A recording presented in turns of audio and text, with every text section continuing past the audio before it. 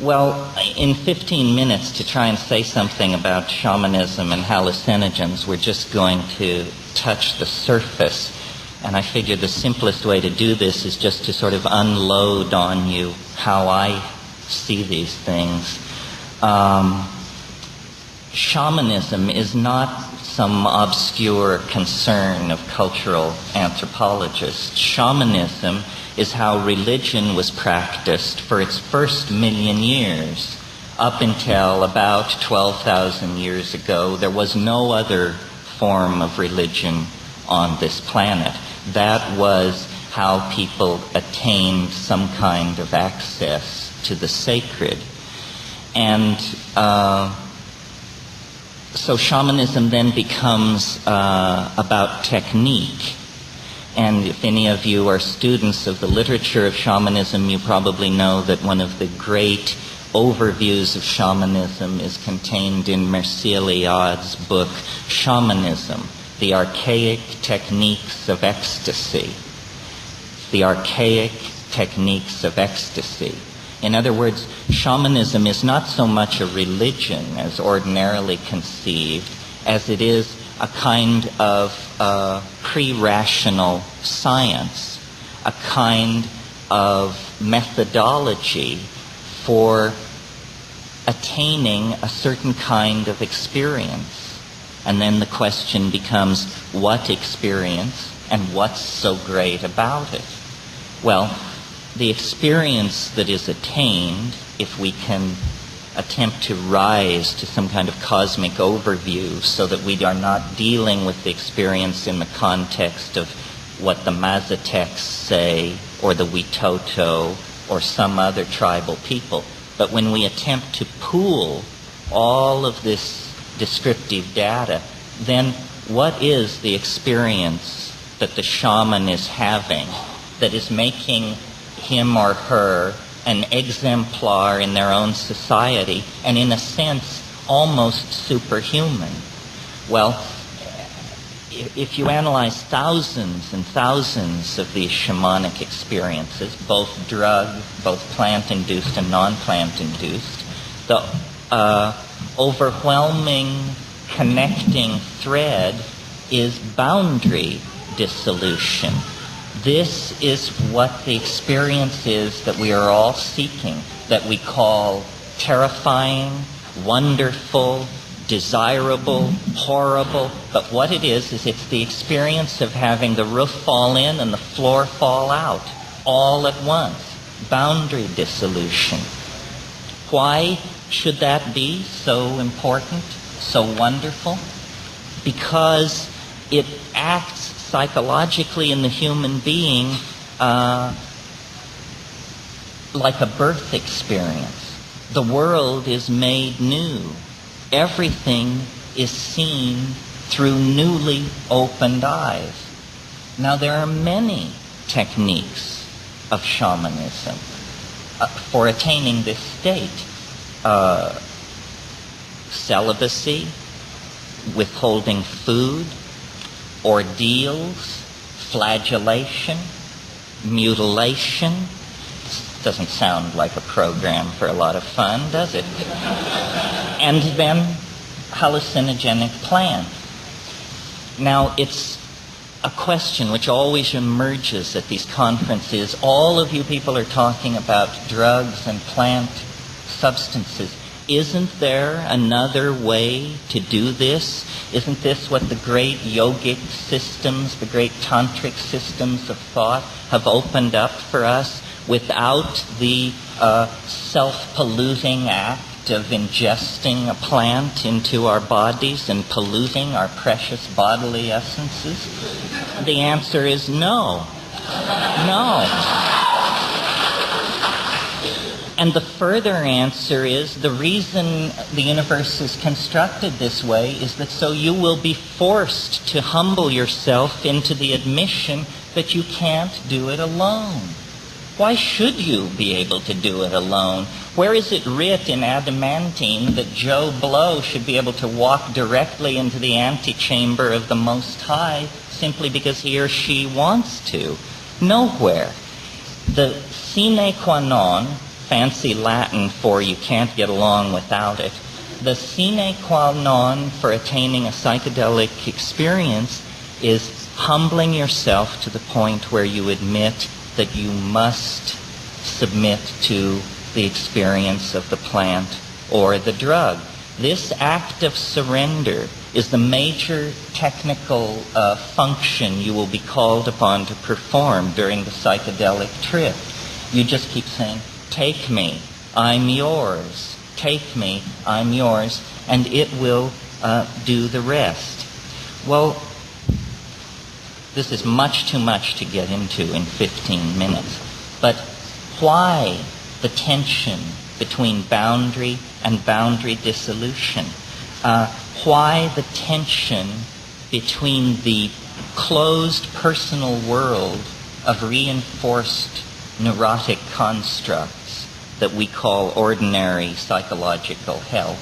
Why the tension between that and this vastly expanded and open state of being where life, Tao, seems to flow through us? Well, the tension between these states has to do, I think, with the fact that there is a blind spot in the human mind. We do not like to have called to our attention the animate and caring nature of the universe, because the universe is something that we have had to fight our way through to get to our present position. I mean, how many reindeer bit the dust that we could sit here this morning? How many forests were cleared? You see, we have a long history of resistance and conquest to nature, and when we experience the boundary-dissolving qualities of the hallucinogen, we learn what Pogo learned. We have met the enemy, and he is us. And closing that loop then creates a dimension of moral responsibility. And this is why the shaman is a special person, because the shaman has somehow closed the loop of moral responsibility, and in so doing becomes tremendously authentic to the people in the society that is constellated around the shaman. The shaman basically is an exemplar, a model for how to be, not simply how to be in the psychedelic or the trance state, but how to be in the act of wooing, how to be in the act of hunting, child rearing, so forth. It's a kind of exemplar that bursts through cultural conditioning. Cultural conditioning is like bad software. It's over and over, it's diddled with and rewritten so that it can just run on the next attempt. But there is cultural hardware, and it's that cultural hardware, otherwise known as authentic being, that we are propelled toward by the example of the shaman and the techniques of the shaman. You know, if someone tells you that vast spiritual riches await you, if you will but give up sex, interesting food, and your own thoughts for 10 or 15 years and follow along with them, then something will be attained. This is no challenge to most of us, because we have our lives to lead, mortgages to pay, children to feed, car payments. But if someone tells you, eat this plant and you will come into your birthright, that's a real existential challenge. The excuse that it's difficult or unattainable has been removed. There can no longer be shilly-shallying around that issue. Shamanism, therefore, is a call to authenticity. Well, then the last point that I want to make, this authenticity is generally presented and has generally been presented throughout the evolution of the psychedelic movement in the United States as a kind of personal integrity, a kind of psychological health, as though you had confronted all your demons and slain them, and you are now balanced or individuated or whole or something like that. That's true. That is the first stage of the shamanic integration. But that is not the goal of the shamanic integration. Otherwise, it just becomes a kind of chemically assisted psychotherapy. The goal is then, having attained that balance, that wisdom, that connection, to then rise up to a level of universal meaning. In other words, to break through the machinery of cultural conditioning in the same way that the shaman does, and to attempt to discover something authentic outside the self-generated language cloud. And to my mind, what this authentic thing is it's hard to know how to put it, but it's the animate quality that resides within the psychedelic experience, that the universal mind is alive, is sentient, is perceiving, is there to meet you when you come through from the other side. So we're not talking about psychedelics as a spotlight to be turned on to reveal the detritus of our own personal unconscious. It is not a spotlight. It is not shining from behind you. It is shining ahead of you. It is actually that the same organizational principles which called us forth into self-reflection have called forth self-reflection out of the planet itself. And the problem then is for us to suspect this, act on our suspicion, and be good detectives and track down the spirit in its lair. And this is what shamans are doing. They are hunters of spirit. Now, anthropology tends to want to, well, place in a museum diorama is too harsh a phrase, but wants to freeze these things in context so they become artifacts. So then we say, well, how do the Witoto think about the shaman? And I've even seen papers, what do the Witoto think of the shaman in winter? What do the Witoto think of the shaman in summer?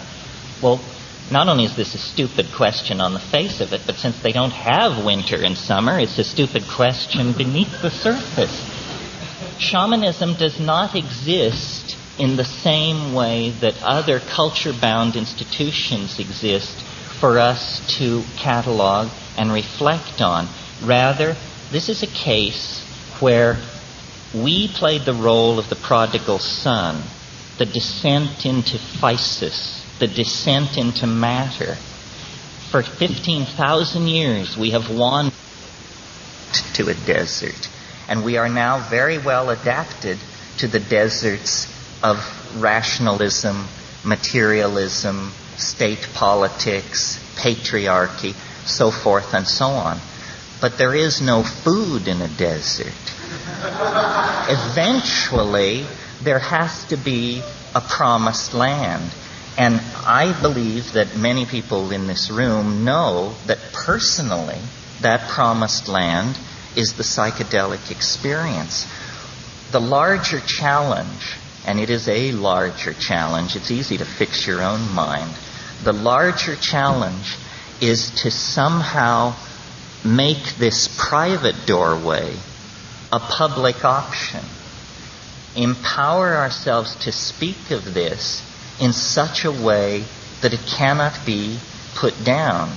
It cannot be rolled over. It cannot be pigeonholed. It cannot be handed over to a clique of experts, but rather it has to be confronted as the authentic thing which we lost so long ago that we no longer have any image of the thing lost. We simply have an ache an ache that cannot be gotten rid of. The solution to this is a re-empowering of the shamanic meme, a taking of the idea of shamanism, pouring it into the best our own self-exploration has given to us, which to my mind means art, psychotherapy, and art, and to try to empower these institutions to give back our authenticity that was lost. The cultures that possess shamanism function, the entire culture, as a shamanic model for those of us who wander in the prodigal's desert of materialism. And through the work of people like Gordon Wasson and Richard Evans Schultes, and in the 19th century Richard Spruce, the tools have been cataloged, the magical plants. And I don't believe that shamanism without hallucinogens is authentic shamanism or comfortable shamanism. Now, this is a great debate in anthropology. Merciliade on one side saying, when shamanism turns to narcotics, it has entered a decadent and final phase. The very use of the word narcotics betrays such a botanical naivete that you know you're not going to be happy with what follows. Wasson, on the other hand, said a shamanism that does not resort to hallucinogenic plants is a shamanism that has lost its roots. A shamanism that relies on ordeals, pathological personalities, and withholding of food is a shamanism that has lost a sense of its techniques and its efficacy. So the last thought I would like to leave with you is, and I hope I'm preaching to the converted, but if there's a single person in this room who doesn't know what I'm about to say, then it's worth repeating. And that is, we are not bullshitting you. This is not yoga. This is not NLP, not to knock those things. This is real. It is so real that you can take the most hardened, rational, reductionist asshole and drop him into that environment, and he will meet his maker. You know, it dissolves you. It dissolves you into a confrontation with authentic being. And this is what we are starving for. This is how we've gotten into the messes and mess that we're in. Take seriously the techniques of shamanism. Study the plants. Make real choices. And then don't diddle the dose. Once you've done your homework, go for it.